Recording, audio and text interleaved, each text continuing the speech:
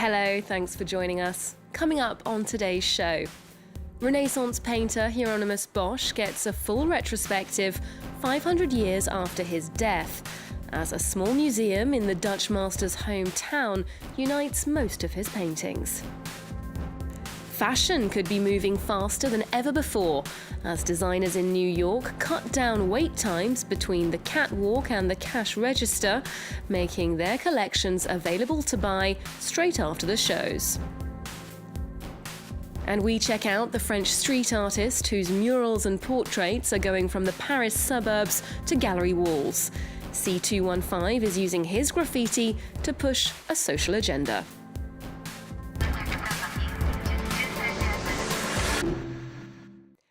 Fans of the Coen brothers will be rushing to movie theatres this week as their new release, Hail Caesar, hits cinemas across the globe. Starring George Clooney and Scarlett Johansson, it's a satirical take on the golden age of Hollywood, giving directors Joel and Ethan Coen plenty of scope for sending up the studio system and the genre films it churned out. Solange Mougin checks it out. Hail Caesar is a prestige picture with one of the biggest stars in the world, Baird Whitlock. A truth we could see if we had, but... if we had... Faith! Cut! At the Berlin premiere of the Coen brothers' latest film, George Clooney was all smiles. He said he had a ball playing Julius Caesar. I've never worn a skirt before, and I have to say, it's very freeing. In Hail Caesar, a parody of 1950s Hollywood, Scarlett Johansson plays an Esther Williams-like movie star, and Channing Tatum channels Gene Kelly. The film is a spoof on what it was like to be a movie star way back when, from leading man in westerns to high society heartthrob. It seems Allegra's a no-show, which is simply a bore, but I'll partner you in bridge. Ho! Would that it were so simple. Cut. 27 Apple, take two. They wanted to believe that the movie stars that they were seeing up there on the screen were, in fact, as, sort of otherworldly and ideal as they were being projected. Mr. Mannix. What's up? The director can't find Baird Whitlock. A comedy that also packs a dramatic punch. We have your movie star. Gather $100,000 and await instructions. Wondering what's going on? There's really only one way to describe it, and that's to say, I'm in a Coen brothers film. I think that's the only way you can describe it, because they're never held to a genre. I don't know what genre this would be. Masters of filmmaking, Joel and Ethan Coen have been writing, directing, editing, and producing some of Hollywood's finest films for more than 30 years. When they call, you just, anyone in their right mind that's not, a complete moron says yes. I know it sounds screwy, but someone's calling from the future? Good Lord. The Coen brothers' latest masterpiece pokes fun at movie making, but it is also a love letter to Hollywood. Fantastic imagery, infernal landscapes, and haunting religious scenes. They're all to be found in the work of Renaissance painter Hieronymus Bosch. Now, 500 years after the Dutch master's death, a small museum in the Netherlands has opened what they call the biggest ever retrospective of his work. Experts at the Noordbrabants Museum have brought together the majority of Bosch's paintings, the result of 6 years of research and more than a couple of favours from some of the world's most respected galleries. Haxie Myers-Belkin has more.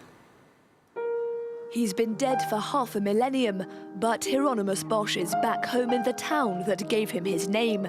Little-known Hertogenbosch in the southern Netherlands has achieved a small miracle, opening the largest ever-known exhibition of works by the man known as the Devil's Painter, a master of nightmarish visions and allegorical imaginings. The star of the show, the Haywine Triptych. The hay's worthless, but they want it anyway. There, in the corner, it's extremely anecdotal, you'll see the fat monk with a glass and the nuns who are handing him hay. The monk's also interested in earthly possessions.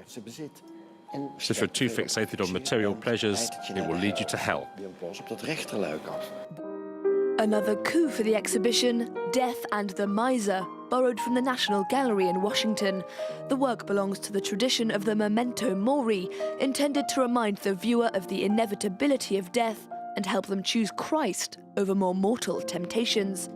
An angel points to the redeeming light of Christianity, but the dying man still reaches for the bag of gold offered by a demon. The exhibition brings together 17 of the 24 existing works by the artist and 19 of his 20 drawings. No mean feat, considering the Noordbrabants Museum's director had to convince some of the world's most prestigious collections to get on board. Donor museums include the Metropolitan in New York, Madrid's Prado, and the Paris Louvre. It was very difficult for a museum of our size to take on such an international exhibition. So, we supplemented it with a research and conservation project for all of Hieronymus Bosch's paintings and drawings. Enthusiasm for visions of genius has been such that the museum will be open 7 days a week for the duration of the exhibition, from now until the 8th of May. Fashion insiders are well known for living in the future. That is, collections are made and shown months before we'll get a chance to buy and wear them. That's all set to change, though, as designers at New York Fashion Week are launching a new system dubbed Ready to Wear, Ready to Go. It means the clothes we see on the catwalks this week will be in shops just days later, perfect for an impulse purchase.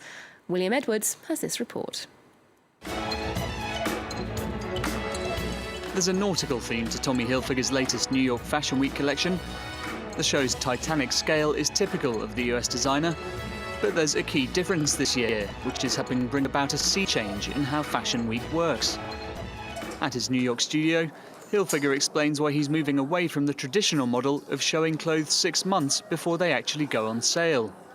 I think through social media, there is now a new need for immediate gratification.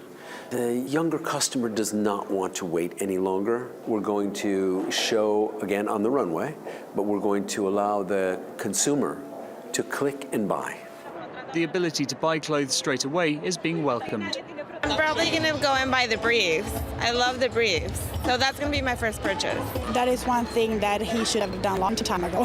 It's nice to finally see that, like I said, it's out there right away. One of the first designers to commit to this new way of doing things was Rebecca Minkoff.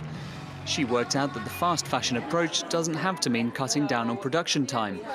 In fact, the clothes are designed on the same schedule as before. They're just not shown publicly until they're ready to go on sale. We definitely think it's a shift that, a majority of people will move to, if they see that the consumer is accepting it and it's successful. And we've already seen Burberry, Tom Ford, Tommy Hilfiger, they're all embracing this, so we think it'll only accelerate over time. Misha Nunu has already taken things a step further, introducing her summer 2016 collection through an Instagram show. Through live video streams and apps like Instagram, the shows of Fashion Week, originally intended for industry buyers and the press, can now be seen by the general public. The association behind Fashion Week, the CFDA, is taking such changes seriously, commissioning the Boston Consulting Group to study Fashion Week's future. Officials are reportedly considering letting the public buy tickets to the big Fashion Week shows, while setting up smaller private events for industry professionals. Fashion Week will be back next season, but it might never be quite the same again, as designers continue to experiment. He's been called the French Banksy. C215 may sound like a code, but in fact it's the name of a French street artist whose work is getting international attention. Known for his portraits of the slain Charlie Hebdo cartoonists, as well as everyday French people, C215 uses stencils to produce his work, which can be seen in streets all over Europe. Meet Didier. Homeless, he sleeps outside despite the freezing cold. But today is special.